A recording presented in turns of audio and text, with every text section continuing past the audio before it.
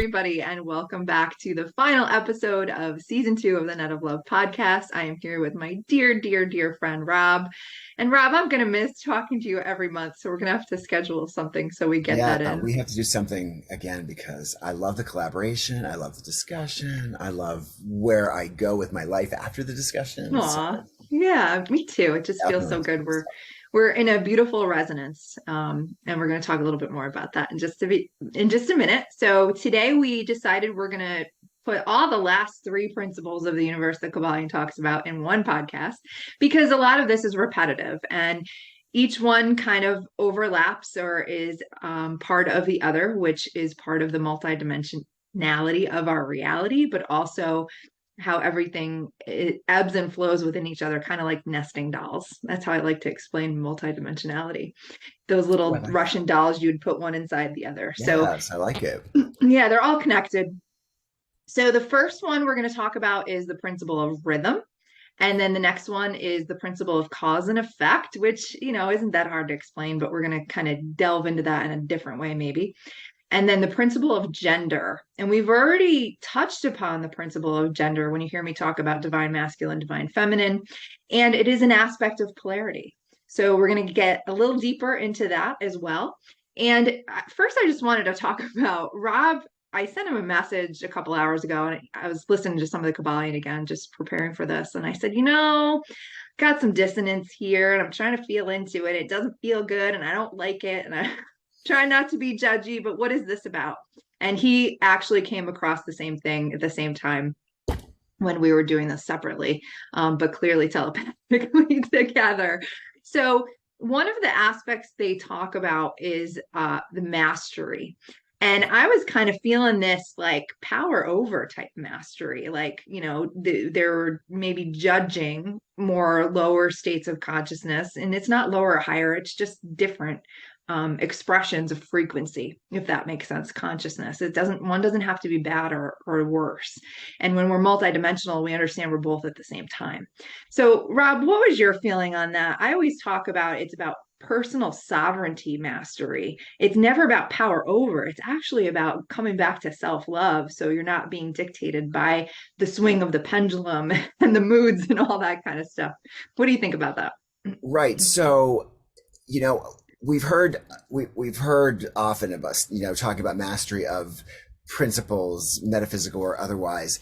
And it wasn't until I kind of reviewed for this episode, not the principles themselves, but how the principles were described and the analogies that were used, and the words master of these principles really evoked some very specific imageries. I think I've got the sentence up: the masters rising to the plane above dominate their moods. Masters dominate their moods, characters, qualities, and powers, as well as the environment surrounding them. They become movers instead of pawns. So they've created this chess game analogy that implies that some of the world is a pawn and some of the world, are masters. Like the sheep and shepherds kind of Yeah, analogy. Yeah, yeah. and I choose to know that everybody is the master that has yet to discover it within themselves. So, because the implication is that you've been a sucker all your life to not see that you can control your environment. And while I understand what they're trying to do is make us aware that we have much more power than we may think we do, that we don't have to be subject to the incidents that happen in the world, but I think they lose me in thinking that there's a hierarchy of accessibility to this mastery, and that it has to involve in some way the mastery has to be at the expense of the pawn. Right. And I So think it comes back to some of the things of the meek shall inherit the earth. Some of the things that Yeshua said, you will do what I do and more.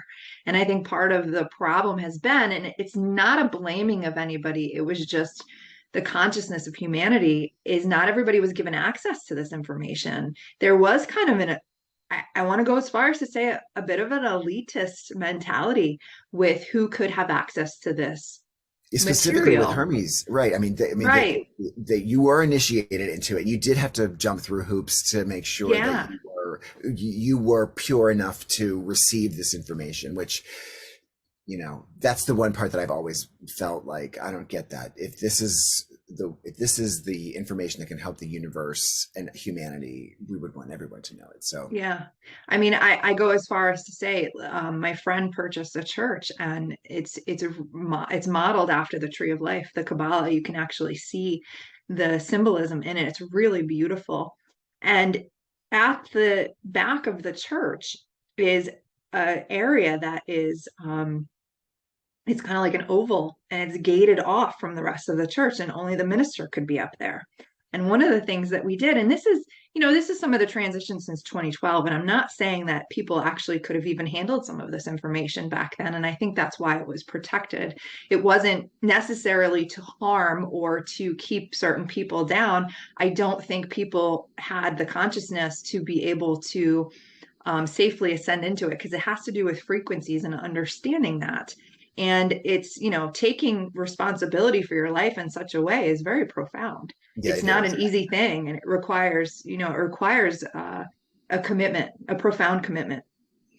But I That we think we're still there now. face as with all this now. Still that responsibility is hard. What it is the kind of thing that the more you know, the burden gets greater to actually know that you do have that responsibility. So you're probably right. It Yeah. just you have And to to hold start those parsing states it of out to people. right, right. So there, it's not that black and white, and it's not about judging. But I think the beautiful part of this church that I'm talking about is we talked, and it's her beautiful brilliance about opening the gate and allowing people to go directly there first when they walk in. And there's this sense of, am I worthy? Am I worthy to stand back here? Am I worthy to actually be able to have my own direct divine source connection and not go through somebody else? So there's a lot of pieces to this that are evolving as humanity evolves and as the knowledge comes out, the ancient knowledge. And the beautiful part about the Kabbalion is the three initiates didn't create the Kabbalion. This is ancient, ancient, ancient wisdom from Egypt, from the land of Chem. That's where that word alchemy comes from, Chem, alchemical transmutation. And really, what we're going to talk about today with these last three principles is how do we alchemize when the pendulum is shifting us back and forth to these polarities. And the first principle is the principle of rhythm. And when you think of like a heart monitor, and this is all about waves and vibration we've talked about, when you think about a heart monitor, the rhythm has to do with where it's going up and where it's going down, right? So you tend to come into a rhythm when it's going up at the same pace and it's going down at the same pace, right? Or the rhythm might change to be a little bit of a shorter wave. So that's the actual rhythm. So basically, what this is saying is what comes up will equally come down. What goes right on a pendulum will equally go left. So we are in these, we talk about bipolarity and bipolar disorder. You tend to see that very profoundly, right? These extreme highs and these extreme lows. That's where this comes from. It's actually an aspect of nature. And the Kabbalion talks about that it's in the mental mind as well as the physical plane as well. It's in all these planes, these vibratory states that take us up and down like a roller coaster ride. And for some people, life can feel like a roller coaster ride. So these principles are very much kind of more of that Newtonian physics of getting into, the cause and effect one of how far you pull back on what's that thing called, Rob? That toy where you pull it back? Can't think of it right now. And then it goes like a bungee, right? Oh I, yes, yes. what is that called? Like slingshot. Thank you. I couldn't get it.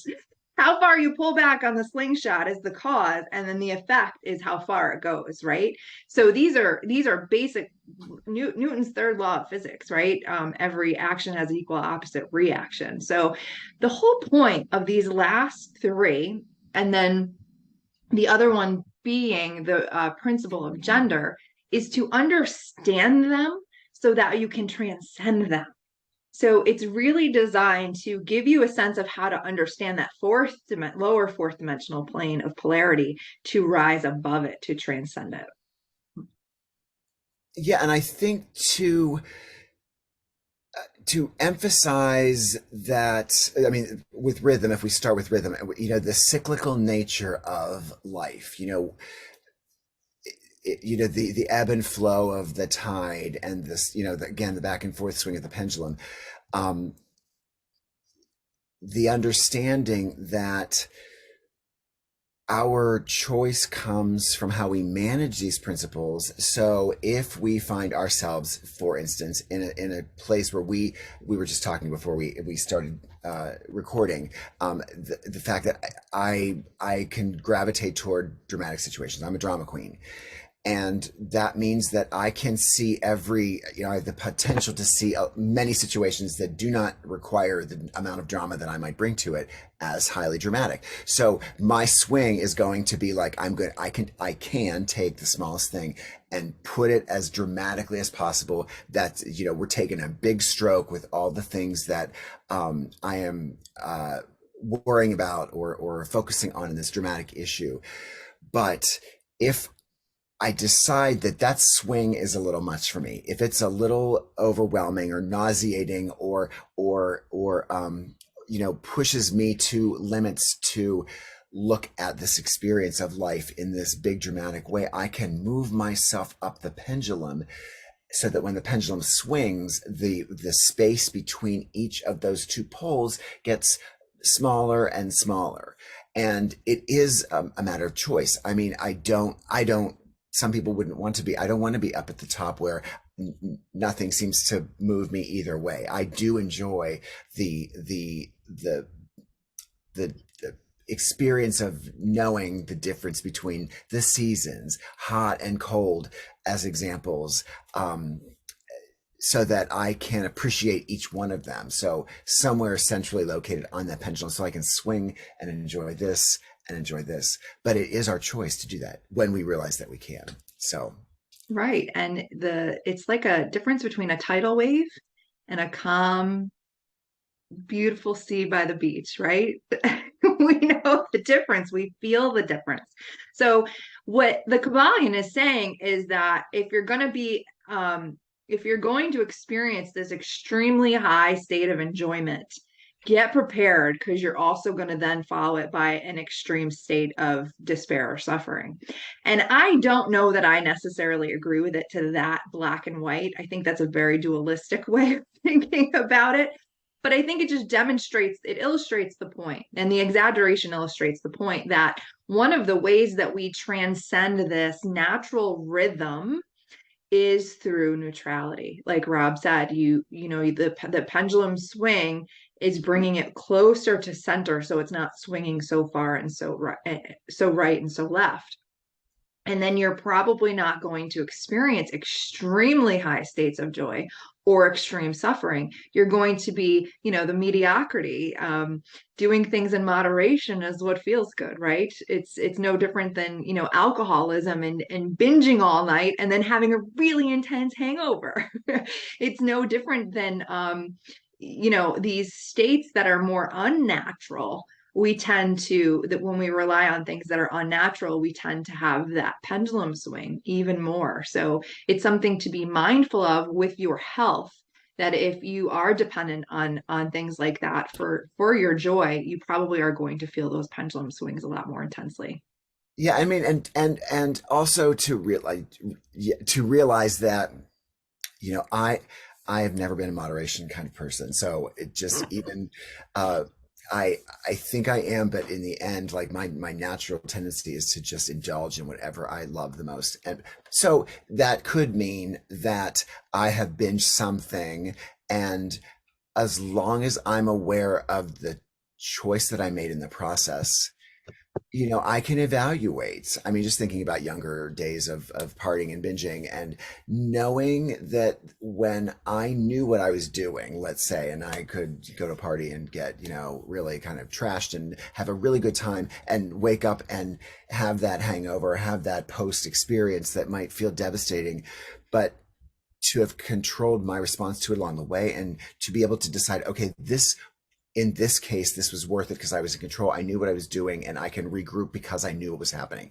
I didn't lose my control of the situation. Was I knew what I was getting into when I did it. I didn't allow myself to be swept up in it. And it was a choice. And so I couldn't walk around and act like, woe is me that I feel this way or Right. I'm Which is experiencing different than alcoholism for sure. Right. Yes. Oh yeah, exactly. Yeah. And Extremes. I mean just more kind of like bathing ourselves or indulging. I'm a sensual I mean, I love, being highly stimulated. So, that could mean going to a movie where I'm getting as much, kind of, eye candy that I can, but just knowing that that if it's a choice that I'm making that I know that I'm making, then it is more comforting and I've taken responsibility for that choice and not blame the pendulum. Like, no, I got on the pendulum on this low rung, so I know that the pendulum's going to be swinging high. It's like when you go onto that ride, which I cannot ride at the park, at the pirate ship, and you sit Yes. last boat, you are going and you are going strong, Yeah. which is terrifying. Yeah. So, And I'm like you. I love speed. I love roller coasters. I love all that. And I think one of the pieces of wisdom that this book gives is that this isn't about becoming blah or boring, right? This is right. about understanding these causes in the lower dimensions and rising above them as they're operating in the lower dimensions from a higher dimension. So basically what that means is that say you have a really ecstatic high meditation experience. I have those quite often and I feel like profound heart openings and profound joy, and there are days where I'm just walking in my life and I'm just in ecstatic joy and I love it. And it's one of those things to understand. It's kind of like the moon and the cycles of the moon Yes. that she's going to be full at one point and there's going to be a new moon at one point, and we know how that influences the energies on the planet and water.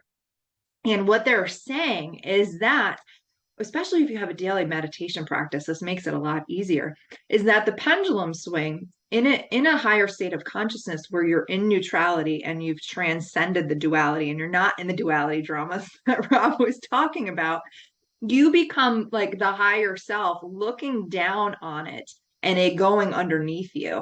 And they talk about it like in the subconscious, the waves actually moving and you rise above the wave. So I wanted to share an example of this and what this would look like. This probably isn't the very best example, but I can explain it with this picture.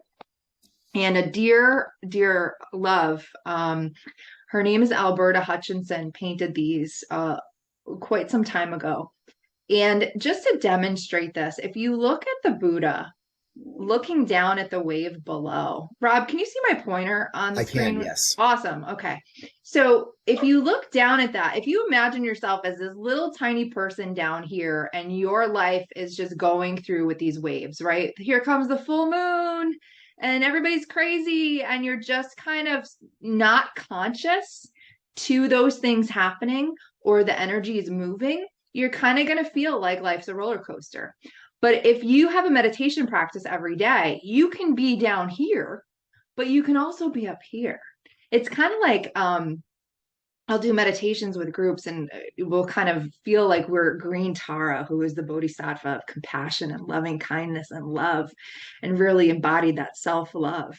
And she's sitting on this lotus throne here, for example, and she's kind of flying up through the higher planes, really free, not kind of a slave to the waves. So she's in this free thing. And there's the way that we can do this where we can embody the higher self and kind of just watch that other part of ourself that might be going into the drama to say, no, I am going to influence it from here. It's taking your power back, your sovereignty back. So it's saying, one of my clients phenomenally says, especially if you're going into shame or guilt or anger or fear, and she feels that coming on, she'll say, we don't do that anymore. We don't do that anymore. One of the mindfulness techniques that I'll use, being the watcher of the thought, not just the one that goes with every thought that comes in, I'll say, why would I choose to harm myself with that thought? I'm not going to do that. And one of the techniques that the Kabbalion gives is the technique to be able to see it from the perspective of the watcher and the master, the mastery over the lower realms, because you have this new mindful conscious awareness. And one of my favorite axioms from hermeticism is know thyself. So a lot of us get stuck on these repeating loops that happen with the same traumas and the same triggers and and the same drama. And the more we know where we're triggered, the more we can rise above to no longer follow those rabbit holes anymore. So I love that image for showing the bilocation of being the higher self in the higher planes, but also being your daily personality in the lower planes. And neither is wrong or bad. And I want to be very clear about that, because there's a lot of judgment sometimes when you're starting a spiritual journey or you're having a day in the yuck, right? It's not a bad thing to, feel those waves. It's just there's this higher mastery that's possible when we begin to know thyself. Yeah, I love that point. And I think it's the difference between the Buddhist concept of mastery, which is again agency and sovereignty over our response to the world, uh, Neutrality. reaction, Yeah. right? Versus, I mean, you did show me a great picture where if Is it cause and effect one you're talking about? yes, Let so me pull that one brain up next. but Go for it. you know this is how this was my visceral reaction to the way that the Kabbalion described this mastery of the cause and effect, which is, when you're aware, you are controlling your life is not controlling you. And so, I mean, in this picture that you see how this concept of this heavy-handed domination of of ourself, it gets passed down. So boss yells at husband, husband yells at wife, wife yells at kid, kid yells at kitty. And I mean, talk about cyclical and talk about rhythmic. You've just engaged in this rhythm that only Cause and effect. right repeats itself as generations go on. And which I just think is so beautifully illustrated with those great kind of old time pictures like Dick and Jane Mm, pictures. So clearly somebody was thinking about this then, if this is not new artwork. But um, yeah. yeah, I want to think of my mastery as not being one where I'm dominating, but that I am working uh, organically and in tandem with my world around me, that does not require me to be a master chess player or a mover or a game player, which, playing the game is a concept that they mentioned in this book as well. Florence Scovel Shinn, called her, her principle and her idea, playing the game of life. I do like the idea of us playing, whimsically like children, but not masterfully as a strategist necessarily. So Yeah. And it goes back to this concept where, they give at the end of the Kabbalion, they talk about some of the axioms. And one of them is to change your mood or mental state, change your vibration. And it's true. It's energy. It's energy, and your thoughts are energy too. And one of the in modern psychology, one of the best therapies that works with children is cognitive behavioral therapy, and it goes back to all is mind. It goes back to the thought, and it teaches, and adults or children, it teaches you to go back. That thoughts are the creation of emotions and circumstances, and if we can go back to the thoughts, then we can shift the frequency of that thought. And one of the ways it talks about doing this in the book, and this is the alchemy that happens, but you can talk about it all day long. It's in the moment. We've talked about this throughout that podcast. choose It's it in the right. moment. So if you're having a fear moment, it is that mindful mastery to say, oh, I feel this energy. This energy doesn't feel very good. I feel this vibration here, this frequency happening within me. It doesn't feel very good. What is the thought that I'm having that caused me to feel that way? And often it has to do with a fear or shame, all those pieces that are lower thought forms. And when we can alchemize it, we would then say, no, I don't have anything to be afraid of. This is not rational. This is what I want to feel instead. This is what I want to see happen instead. So they talk about really feeling courage. Wizard of Oz, I knew was going to come in today. It's the cowardly lion. And then the courage comes in. That's the alchemy that happens, right? Or the scarecrow. I don't have any brains. I'm not smart enough. What are you talking about? Why would you know what I mean? There, turn it around. You are smart enough. Where does that come from? The those states of being more in that victimhood versus taking, this is where they said, taking your power back, personal sovereignty for your relationship with self, not about dominating others or moving chess pieces on the board, but healing that separation within so that you're no longer playing it out in the outer relationships. And then you're not that guy at the desk screaming across the desk. You knew how to take a deep breath and alchemize your thought forms. So you're keeping relationships that are working in your organization, and morale is high in your organization, and you are having the cause and effect of love coming back and forth. That's a whole different dynamic. Yeah, I agree. And I think cause and effect becomes, our ability, and I think they were making this point in the book, to realize when we can be the cause and when we are the effect. But the fact is we are both at all times. So, the effect is the cause, which is the effect, which is the cause. And I think this is how, I think this is the best way to view what most of us like to think of in the most basic, kind of mainstream way of karma. And so we are always thinking about the karmic payback of whatever hurt us, whether we were cut off in a car or whether our friend betrayed us. And we sit there and become wrapped up in what a karmic debt might be to for an action that somebody else has taken or that we take. And for me, it's always been, I feel like we focus too much on this idea of this nebulous idea of karma. But instead, if we see it as cause and effect, which is whatever I do now is going to have an effect that I may or may not see. And that step back in that moment is that opportunity to choose differently. And the challenging parts can come when in that moment we think we have to make a leap. So if we're in a fear-based moment, we think we have to jump from point A to point Z to point A. And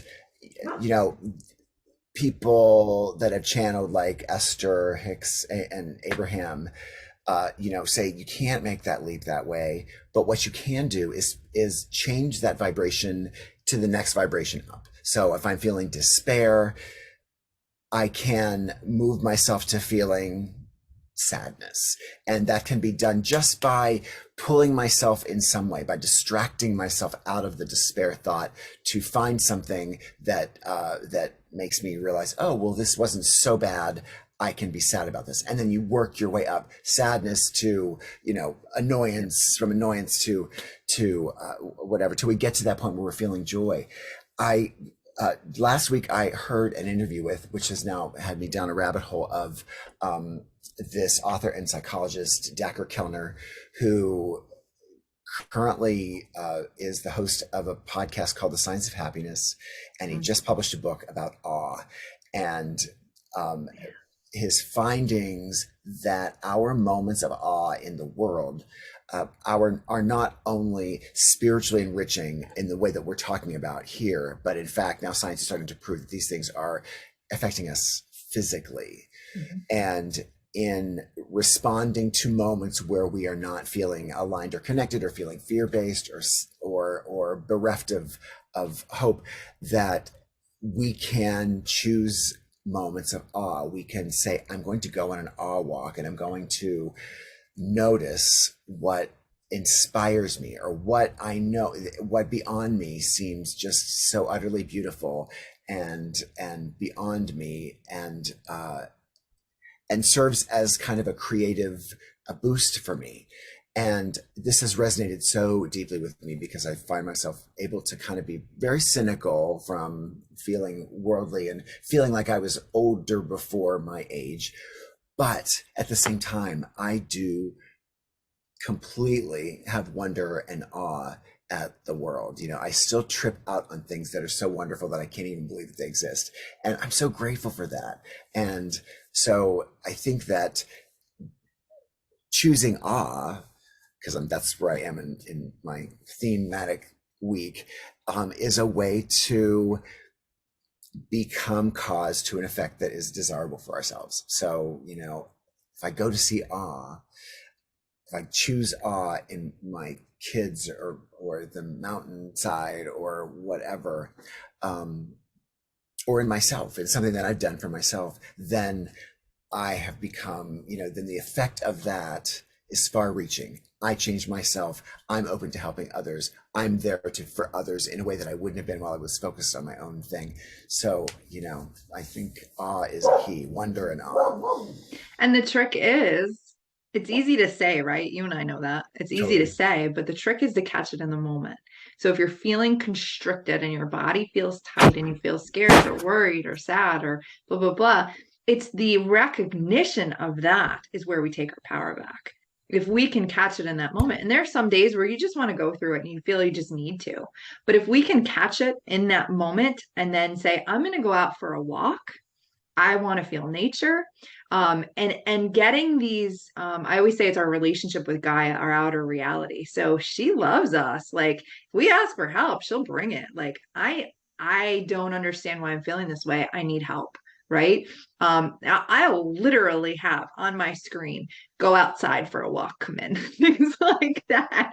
And that's where the synchronicities come in when we transcend our consciousness to come out of these lower states. So we're at this higher vibration. We manifest very quickly.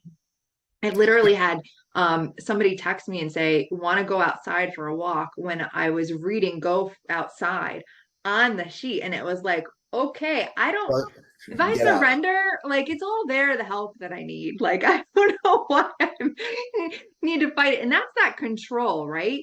That's the that man in that picture pointing his finger. Don't you do that. Like that's the need to control because the ego doesn't feel safe. So when we surrender control to, Phil Good, you follow him too. I shared his video the other day. He was talking about that. He demonstrated this so beautifully the other day, that it's the surrendered response of being embodying that higher self, knowing that things just naturally will work out when we are not holding those lower frequencies and thought forms in our being. They're creating this dissonance and the yuck and the all that kind of stuff. So yeah, I agree with the concept of rhythm and the polarity swings and all that, but there once we transcend that Newtonian physics and understand quantum and that we are conscious creators, impacting the energy and the energy is impacting us, we can really get to this more ascended view of what we are in this creation, and it's really beautiful. And it's not about power over, it's about love. It's about a love relationship with self, a love relationship with Gaia, and this beautiful infinity flow back and forth that does not feel so pendulum swingy, if that makes sense. You know, and the pendulum swinging also comes from a kind of a presentation of um, the visual presentation or explanation of these planes of existence in the Kabbalion. Also, again, since we are in our third episode and we are kind of deconstructing to reconstruct, the hierarchical idea of these principles or of the planes reinforces this idea that that there's a place to look down to from a place on high. And I loved, again, before we started here, when you talked about this idea that it's, you know, the universe is nested. It's not, I'm not looking down on any part of me, but I am looking sideways at other aspects of me, or I'm looking inwardly and outwardly rather than feeling like I am looking. I think this hierarchy, this literally looking up and down, reinforces this idea that I'm better because I'm thinking of transcendence as an expansion, Yes, not not a hierarchy. Thank you. as a Yeah. floating into the sky, which Yeah. is hard. I even have to catch myself then, but transcendence really does mean the surrender that you just said, like this feeling that I am now one with it all, which ironically is where the real power comes. Like we think we're holding on to power when we try to control, but the real power comes when we can surrender. That's when we've really Right. said, I trust, which means I hold the agency and the sovereignty. And that's when things come in naturally, when we're not grasping so tightly. It's they just fall in our lap. That's true power of, just thinking about it and all of a sudden it's there because you're not holding this frequency of lack and survival. Um, it's it's beautiful. And I think the Kabbalion really is about understanding the lower realms so you can transcend them, so you can master them. And it's the one thing that they don't really get into in the Kabbalion, which, I think deserves about 40 chapters and the rest seven, is love and the power of love and the way we relate to self. It's so important. I mean, this is all about how we relate to self, about mastering the self. But love is the greatest component of this through all the dimensions and planes of reality. I don't know if I talked about this in my this podcast. I might have talked about it in another season, but in case somebody didn't hear it, or just to bring that home again, several years ago, I did a shamanic journey and I met my black and white tiger, and he was really teaching me how to transcend duality, black and white. Right there it is, and it was a divine masculine aspect. And I remember at one point having a dream and I saw him in the sky and he was huge. And next to him was this woman, and she was like ancient and shamanic and powerful. And wow, I couldn't believe her, right? She was awesome. And I was in the dream and I'm like, who's that with my tiger? Like, I want, the ego comes in and the fear, like, the attachment and the ownership. Who's that with my tiger? And then I realized it didn't take long because my higher self was helping me here. It was me. It was a higher aspect of me that can see things from that 10,000-foot view without getting into the duality drama of extreme right and wrong, of attachment and unattachment, and lack and gain, and all those places we go to in duality. So when we learn to transcend that through being neutral, it's also this kind of feeling like being a pillar, if that makes sense. And if you can use this in meditation, like viewing yourself as a pillar, like almost like, the eye of the needle, the eye of the hurricane, and nothing can sway that, nothing can move that because you're so firmly grounded into your reality and connected to the heavens that you have such a profound trust in your reality because of being that pillar, and you're holding duality on both sides. You're not swinging too far or swinging too left. And there's actual polarity therapy, polarity therapists that will help shift the energies in your body through energy healing. And I will do that sometimes with clients, and I'll see the energies are really unbalanced, and that can be shifted and moved. It's all energy, it's vibration. So the that aspect, which to change your mood or mental state, change your vibration, once you've understood that and mastered that, you'll change your whole life profoundly. Yeah, and I think that it can be as simple as realizing when your vibration is when you do it Yes. naturally. So, it could be as easy as putting on your favorite piece of music that takes you and makes you transcend, or Mm. that, whatever brings chills to you. I think we do naturally reach out for these things when we don't necessarily think about it. But there's the next level of, as you said before, recognizing the moment when you're in it and saying, okay, I'm spiraling or I'm triggered in some way. Again, Phil Good, who always is so good with the triggering, because, his whole philosophy is about being that pillar.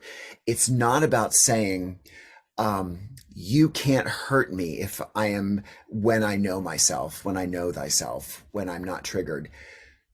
What he's saying is, I cannot be hurt when I know myself, when I am not triggered. So it still forces us, or strongly encourages us to stop thinking about the world hurting us. I know it's important when we are talking about our, kind of universal mental health, and people need to express the hurts or the traumas that have happened in their lives. But when we can change within us, not even when we're talking with other people, not that, you've hurt me, but that I was hurt when, it allows us, what you've just been saying, that opportunity to be the watcher of the thought and say, I was hurt here. And yes, I was hurt by something that you said or something that you did or something that happened. But in the end, it's really about what can I do to realize that I'm not hurt, that I'm really not hurt by it. Like, that I have power over this, that what you think about me is not my business, or what has happened here is the way that it is. And I'm only hurt if I say that I'm hurt. So, I know at home our arguments become we can't say you hurt me when I'm arguing with my husband, because the one of us is going to say, no, I didn't, and you know that I did not. Now, did I attempt to do it, or that's on me? Can I reflect in those moments? But I know in my heart that I am only triggered when I haven't dealt with what is triggering me. I can't expect you to stop. I can't expect the world to stop triggering me. It's going to come for me. Whether they're intending to or not. That's the most Right. powerful part of it. Like that Right. that guy yelling at that person across the desk, that person across the desk has no idea what the heck's wrong with him, right? Right. What did I do? I don't even know what Right. I did. Yeah. And that comes back to self-love. To self-love. It does. And understanding that, when we're triggered, it's usually because of trauma, societal trauma, familial trauma. And not everybody has the same triggers. We have the same needs to belong and to feel connected to groups and our society and our communities, but everybody has different triggers. So what might trigger somebody might shock you compared to what triggers you too. So the more we have that compassion for ourselves, we can have it for others. We're all on this roller coaster ride. Right. I mean, and the more Roller that we, coaster of love. Yeah, right. I mean, and just realizing that when we are triggered, that it is that, I mean, so if we're wondering, if we're using as kind of a go-to uh solution to, those moments where we're feeling angry or fearful or whatever, that triggering moment is the great place to start, because it means that something in me feels misaligned, and my tendency is going to be to blame whatever is external to me for that trigger. But I have the power to acknowledge that something might be traumatic or triggering for me, but also to acknowledge that I can change the story in this moment if I choose.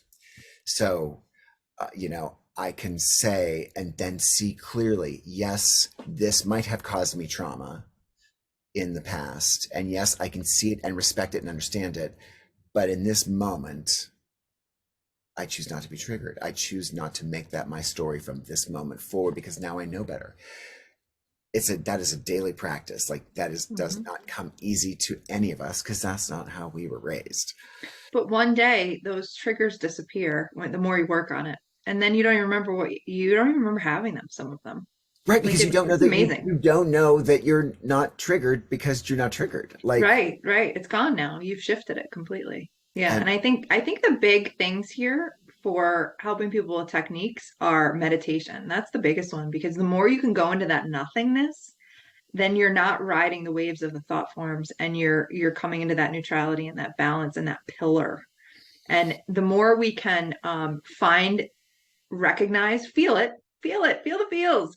But what was the trigger? What was the thought? That's that cognitive behavioral therapy I was talking about in the beginning. What was the thought that caused you to go down there? Because I don't think you want to go down there all the time. It doesn't feel good waving your finger at people or yelling at people and all that good stuff. It doesn't feel good. It's an act of being in separation with yourself, really. And then, like you said, find those moments. If you can recognize that it happened. Go find your awe. Go do what makes you feel good to get that up and spiral out of that. But sometimes we do need to sit in it. Sometimes we need to float on that little floaty in the wave and just Absolutely. go into it and figure it out and feel it out. But Especially make it women your with own their choice. cycles. We've Make talked it about your this. choice. You could very Yeah. easily say, you know what, I feel like crap. I'm going to set a timer and feel like There crap you for 10 go. more minutes. Because, you know, it is a hard catch. It is a hard, or it can, I shouldn't say it is. It can be challenging, or it could be as easy as we make it. But if we're trying to if we're trying to balance the scales here, I've usually said, okay, if I'm going to despair, then that's my natural inclination to go down that dark. I mean, I can go down dark. My imagination is pretty focused, and I can, one bad thing happens, and I can predict the end that, is me descending into. And that's the inverted consciousness of thinking about what we don't want instead of what we do want, Right. And right? so if I say, okay, well, this is my natural gut reaction. I mean, in that space, I'm spiraling about something. Let's just set the timer. I'm going to feel all that. My imagination is great. Let's imagine clearly and however I want it to be dark. And then offer the reverse. Like, I owe it to myself to think as completely and as extravagantly about what the possibilities are from the situation as I have from what the negative consequences might be. And I feel like we owe that to ourselves if we're going to change. And then you start balancing the scales, set the timer for a shorter time here and a longer time on the other end, and see if that's not a way to do it. But, Awesome technique. at least checking in with going, is this helping or not? Like, that's the Right. first Is question. this good for me or not? Right. And going down those rabbit holes are usually not good. Well, especially when you know that in the moment that you're spiraling, is this spiral going to help the problem that I'm in at this moment? Right. No. Or is it a soap opera? Or is a soap opera? So no, why don't you actually, and I'm talking to myself here, make the action that's going to actually take you out of this moment, whatever it might be. It could be something, it just could be helping somebody else and getting out of your own head, rather than waste this moment spiraling about it. Like, either take care of it or don't, but don't waste the moment. Right. So, And choosing not to engage in drama is a very high spiritual mastery. It's not always easy because we are creatures of habit and, interacting in society and groups. And yeah, and that's creating what we don't want, which is not unity, it's separation. Drama creates separation, divide and conquer. Well, guess what? Every action has an equal and opposite reaction. It's not going to work out. It never does. It never does. It's self-harming because when we choose to break up groups in such ways too, sometimes that can be self-harming. So sometimes we just need to choose not to engage in it. And that's a high mastery to no longer choose the engagement of it or needing to be right, right? That's a huge piece that takes huge, lifetimes to master that. That's huge. duality, needing to be right. That's the ego. Needing to be Yeah. right is huge. And they've said that's the basic question anybody in a long-term relationship should ask is, do you want to be right or happy? And of course you want to be happy. I have, Because it's both.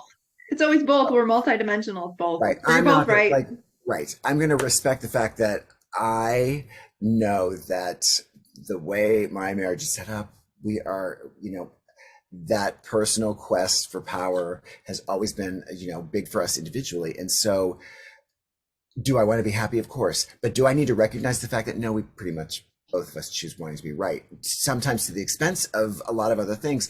But I got to recognize it first. Like, I love to be right. And Yeah. everybody loves to be right. Right. That's It's not that ego's validation. right. Correct. Yeah. Right. And that's that profound self-love within. It's like, it doesn't matter. It doesn't matter. Sometimes it's just like, I don't need to explain it. It's okay. It's okay if somebody doesn't think that I'm perfect. It's okay. That's it. This is That's another whole piece. it is. And this is the whole triggering thing. It's okay. Like, who cares? Who cares that somebody else thinks anything about you in any way? What do you think? Because if that person is making you feel like you are not who you want to be, well, then thank that person for allowing you to see this, and then change it. Like if whatever somebody thinks of you and thinks that you're not whatever or something enough, you can honestly look at it and say, well, if this is something that I would want to be because that's what they think, then do it. Or realize that's not what I want anyway. So what do I care? Like, I'm secure. I cannot be triggered if I know who I am. Know thyself. I cannot be triggered when I Yeah. And period. I think a lot of people get caught up in other people's realities of who they are, right? Other people's Yes. versions of who they are is not who you are. Like it's I've can't remember where I heard this, but like they don't know the whole movie. They know a tiny little speck of the movie and you're allowing them to put you in that box. It's not who you are. That's not who any of us are. That profound judgment that happens. I want to talk really quick on the principle of gender. We didn't really talk about that too much. We have in prior episodes, but I think the most important thing to understand about the principle of gender, and this is very ancient Egypt, and I'm not talking about fallen Egypt when I talk about Egypt, everyone. I'm talking about pre-dynastic divine love, embodiment, high frequency, ancient Egypt. And those teachings went down through the lineage, of course, but over time they really got skewed. And weren't necessarily being held when the consciousness fell, of the collective consciousness fell. But the point of gender, and the Kabbalion says it really well, is it's not about male and female. It's not about your sex. It's about the nature of the universe is actually masculine and feminine. And it's this interaction and this dance of these energies that create our whole creation. We wouldn't have this reality if we didn't have that contrast. And the feminine has gotten a bad rap, I think, by reading these texts too literal sometimes, by not understanding the metaphysics of it. When you think of in an atom or in a battery, the positive polarity and the negative polarity, the negative tends to be the feminine and the positive tends to be masculine, but the feminine's not negative. It's just as equally beautiful as the masculine, which has sometimes been really misconstrued Right. as consciousness fell and women started being suppressed. I think it's all connected. These weird ways of viewing the feminine energy. And I think right, and it's because people don't realize. So that right, the negative. If you're looking at hierarchical, the positive is above and the negative is below in batteries. I think it's because people have interpreted what are expressions of states of being, masculine and feminine. Masculine being the will, the imperative of the dynamic, and the feminine being, and again, I'm not talking about a man and a woman. I'm talking about masculine energy and feminine Energies. energy. Yeah. The feminine being the creative imprint of that will. That's how the world works. It's not about defining and saying, oh, women are the creators and men are the will bearers. It is about saying that masculine energy, as defined in this case, is It's more about. protruding. Right. It's right. And It the is feminine the is more receptive. Right. right. But we have both in us, all of us. And we have both. Yeah. So we have that which decides that something's going to happen, and then we've got the part of us that is going to be receiving, to being open to creating the plan to making it happen, or to the inspiration. And I think because it's the whole idea that it becomes so sex focused, I think is just kind of the world of how misogyny has come into place. It's because it's not about one being better. You need both of them to exist. The battery has to have both polarities in order to make whatever it's working work. Right. So it is one thing. And the male and female bodies are just emanations of that nature and reality. And you can see it in all of nature. I mean, think about a plug, right? And this doesn't need to get sexual, but it's the same concept. It is the A same plug, concept. plugging a plug into the wall, you have that external feature that plugs into the internal feature. It's that same concept. And the electricity doesn't happen and creation doesn't happen without them unified. And Right. a lot of the understanding of these ancient teachings out of Egypt and out of the Hermeticism is this understanding that we are unifying the energetics in the body of the masculine and feminine energies through the hemispheres of the brain and through the energy that comes up through the network in our chakras. So it's really, I love that, this aspect is talked about in the Kabbalion because it is so Egypt. It is so that womb, that mother, that that maternal darkness, which often gets a bad rap as evil, but it's not. And it's used to talk about evil things, darkness, which, I think we're going to move past that very soon, hopefully, when people But again, understand. it's all judgment, like dark and light. Still, you still judge Right, two of these polarities with one cannot exist without the other. right. That's the beauty of it all. So the judgment of these terms, masculine, feminine, dark, light, negative, and Yin positive, yang. Yeah. yin yang, like Back to polarity again. they have to exist together. It Yeah. can't exist separately. And I think when we realize that, that's when, especially when we talked about polarity and some two things, the two sides of the coin being the coin, like you can have one side and the Right. other side. Giving and The, receiving. Yeah, all of right. it. Yeah. It's all necessary. Now, the gender thing is important because I think when we talk about the world today, what I do think the limiting discussion of it is because of our limited understanding and our limited application of this to our world of being a man or a woman, and a man does this and a woman does this. Mhm. But we're in a world now where those identities, by definition of our material world, are now longer becoming are now no longer mutually exclusive or binary. So when you do talk about people who are consider themselves being trans or non-binary, what you're really talking about is this space in between. The polarities exist, but guess what? So do all of these other versions of these combinations of those polarities underneath it. That's And how we create. right, it's how we create. And so Yeah. it makes sense that there are going to be people that realize and wake up they're not at either end of this spectrum, and that there is a level that is not gray, but actually richer in vibrance because of it being made up of all these polarities in between, all these ideas of, you know, going inward, like you said, like the Russian doll, uh, Yeah. to create something that is much more rich and robust. And the So, symbolism of the unity and the equality of masculine and feminine people on this planet is showing where we are in our consciousness, right? And as a whole humanity, as a collective consciousness, when there's true equality back, we have transcended.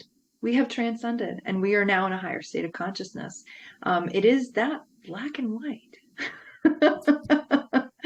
But those are signposts that we'll know when there is that equality back again and the respect for all, the respect for all, that we're all one, and that right? this is only the And illusion races and of separation. countries and genders Right, and yeah, right. yeah. There's no separation. That's such an illusion. We're all energy, we're all light, and we're all these beautiful, beautiful beings that forgot who we were for a little while. Mhm. That we are both. We are both the wave and the one, Yeah, creating the thought absolutely. form that converges the matter to create, converges the light on the wave to see matter. So our consciousness is really powerful and can go well beyond the body and our understanding of it. And as beautiful and as much as as beautiful as we are one as a collective,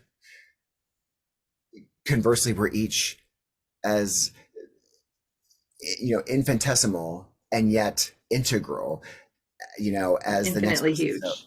Right. so we were talking about, when I was listening to these stories about awe and going out there, awful awe-inspiring moments often make us feel small, but I also realized, no, they actually, it is happening. It's the duality, or it is the spectrum, when I feel so small and humble, and yet in that moment do I realize the power that I have as this unique, take me out of this equation, or you out, and none of this is the same. It is not what it is not the definition of what it is. So we are both small and connected, as well as unique and special, in a way that we are all unique and special. Yeah. I think that is just such a beautiful idea. That's a great way to end this. And the atom and the galaxy at the same time, and they're all so profoundly beautiful. And the humility that you are all that. I mean, that's really awesome. And the tears that come when you feel those moments, Mhm. because it's just so profoundly beautiful, this creation, and having the gratitude for it and not forgetting in the midst of all of the waves how amazing this is. Rob, thank you so much for doing Thank you this so series with much. me. I am Yes, so grateful for you. And grateful for you. And grace and paradox, when we can when two things can be true at the same time, then we're truly multidimensional and we're truly ascending. And it's okay. It's okay. So thank you, my dear friend, my sweet love to you, my divine love to you. Go And next. and until next time. Bye.